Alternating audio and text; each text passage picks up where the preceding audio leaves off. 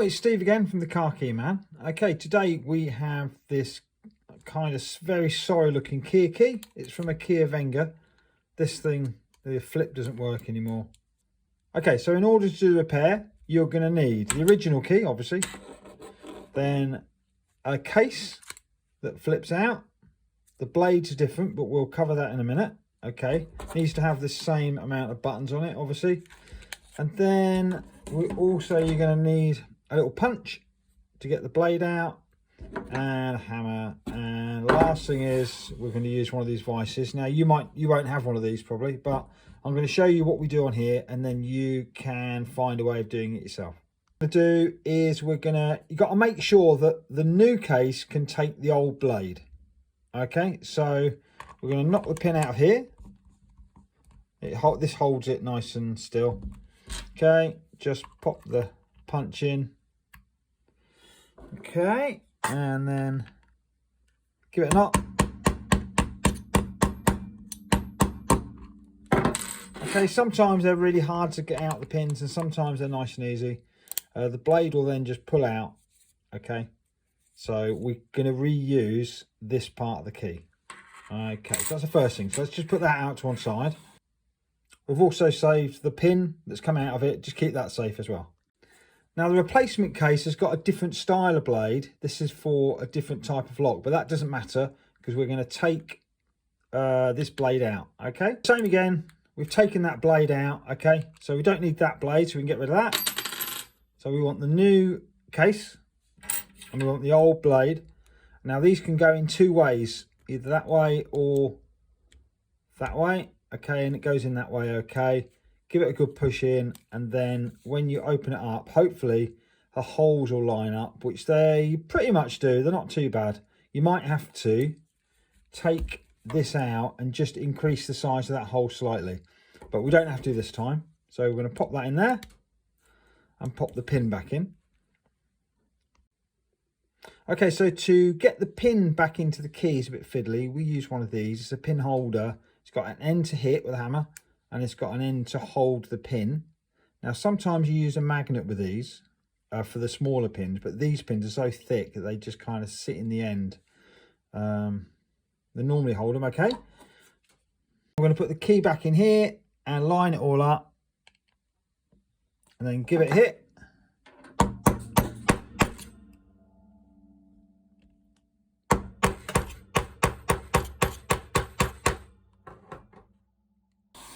Okay, so we've got the pin in nice and flush. You can only hit it in so far. I've got some pliers, or you can use something else to push the pin in, so you can get it nice and flat. All right, it's a little bit fiddly, but it's possible, and you need to do it. So now we've got a flip key that flicks out with the original blade and a new case.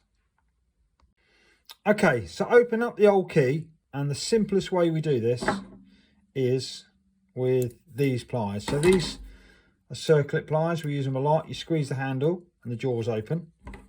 Okay, so we find that if you stick that into there, as far as it will go, okay, right near the button, and give it a squeeze, and it opens up. Okay, so that's the key opened. The way you can do it, under the Kia logo there's a screw. So you could just get that off and then undo it if you haven't got the circlip pliers. Okay, next thing we need to get the circuit board out. So take this off. This is just a protective thing we use with the buttons. And then the circuit board's got to come out of the key. Okay, simplest way is to take the battery cover off. Okay, then pop the battery out. Just find something little just to get in there and pop it out like that. There you go, and then you can see the circuit board, and there are two things that are keeping the circuit board in. There's two little plastic lugs there, one there and one there, and they've been melted over to stop the circuit board coming out. So you're going to need to find a way just to get rid of those lugs. We're going to use a little soldering iron. I'm going to do that off camera and show you what we've done in a bit. Okay, so all we've done is got a soldering iron, put it on just on top of the lug and melted that, and then gone to the other one and melted that. And then once you've done that, there you go, and then you can see the circuit board. Just give it a gentle push Okay, so when we get them out, the best thing you can do, sometimes you can put a little something in there and try and flick it out. And if it's not glued, it will just come out. But this one's pretty tight. So you've got to be careful not to break this. If you break it, your car won't start. So this is what we do. Turn it over. And then I'll mark up roughly where the chip is on the other side. It's about there. Okay, so I've got an idea. Then I get my soldering iron again and I just gently push that, and hopefully on the other side you'll see that chip starting to come out. Can you see? All right, so if I give it a push, just gentle, and then the chip comes out. Okay, so that's all you need to do. It's a bit tricky because you might not have a soldering iron, but that is the safest way to get the chip out. Chip, and you've got the circuit board, and we're going to put them into the new case. Okay, so if you've got a screw there, let's just undo that so we can get the case apart. All right, the simplest way to undo it. There's nothing holding it together now, but still use these in here and just gently open it and it will come apart really easy. If you can try and hold the blade in place. Okay, but if it falls apart, like sometimes they do, and it all unwinds, then don't worry. This one here stayed in here. I'll show you how to do it if it all comes apart, because next we're going to get the chip, and you can see here the slot that the chip's got to go in.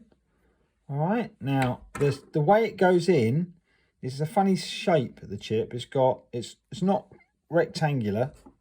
It's got a cut off curved side. Can you see that? Hopefully you can see that if it's not too out of focus. And that needs to go down into the key like this. You can glue it if you want, but you don't need to. It might be, it's just up to you.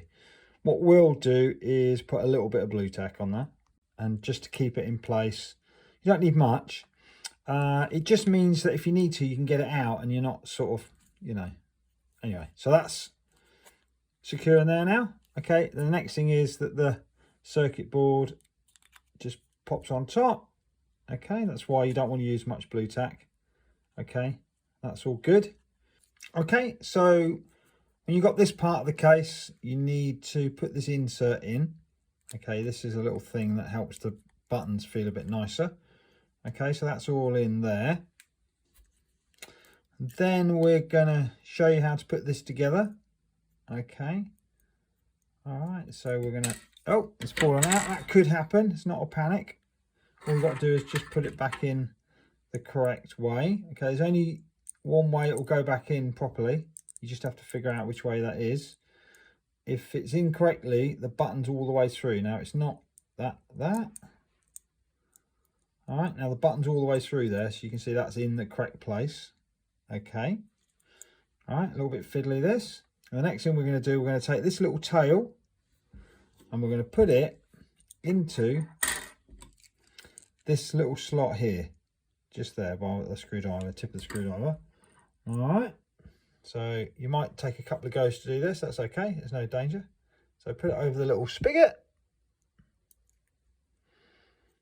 locate the tail, wind it round. I've wound it round twice to get a bit of tension on it. That's okay. If it's sometimes you can just do it the once, and that's okay.